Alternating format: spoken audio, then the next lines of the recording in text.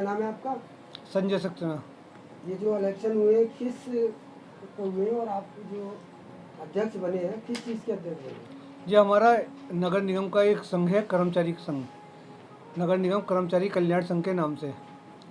उसके 2 वर्ष के चुनाव होते हैं, हर 2 वर्ष में होते हैं। उसमें मैं अध्यक्ष पद प्रत्याशी था जो विजयी हुआ हूँ। कैसा महसूस हो रहा है आपको? अच्छा महसूस हो रहा है क्योंकि हमने काम अच्छे कराए हैं और हमको दोबारा चुना है। और दोबारा चुनना बड़ा ही बहुत टिपिकल होता है और जिस कार्य के लिए हमें चुना है हम फिर उस कार्य में दोबारा लग रहे हैं। अच्छा, इससे पहले आप ही थे? जी। तो ये मतलब जो तो क्या तो उनकी कर्मचारियों की कोई मांग इस समय रही नहीं है और 2 साल में हमने भरपूर कार्य कराए हैं। कर्मचारियों की जैसे एसीपी और पेंशन जो रिटायर होते हैं उनकी पेंशन का कार्य, पीएफ का, ग्रेजुटी और ये सब पूरा मतलब कर्मचारियों की कोई मांग ऐसी है नहीं है। और कुछ कर्मचारियों के प्रमोशन का कार्य रह गया है जो इसी 25 तारीख को डीपीसी है, जो उसमें कर्मचारियों के प्रमोशन का कार्य संपन्न हो रहा है और जल्दी ही हो जाएगा।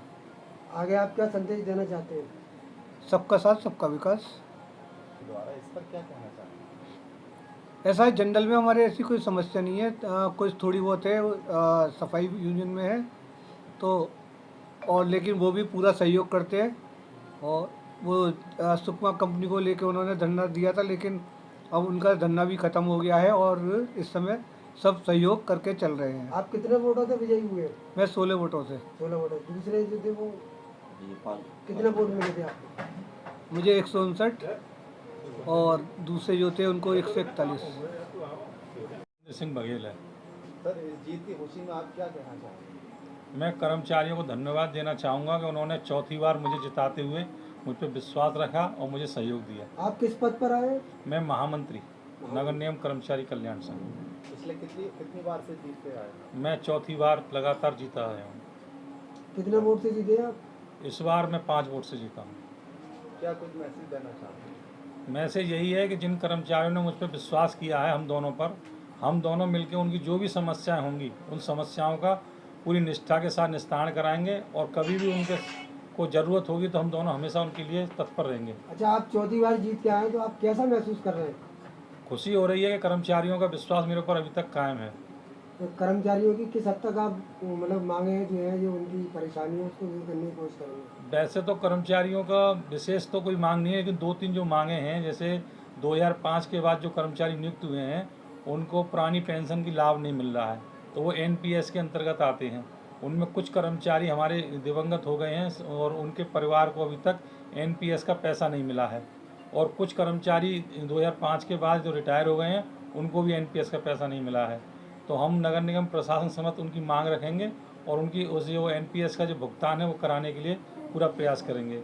दूसरा ये है कि हमारे कुछ कर्मचारी अल्पसंख्यक पद के हैं, उनके समायोजन की कार्रवाई चल रही है और कुछ कर्मचारी जो हमारे यहाँ शिक्षित हैं और सीनियर हैं उनके प्रमोशन की कार्रवाई भी चल रही है, जिसकी मीटिंग हमारे नगर आयुक्त साहब ने 25 तारीख को रखी है।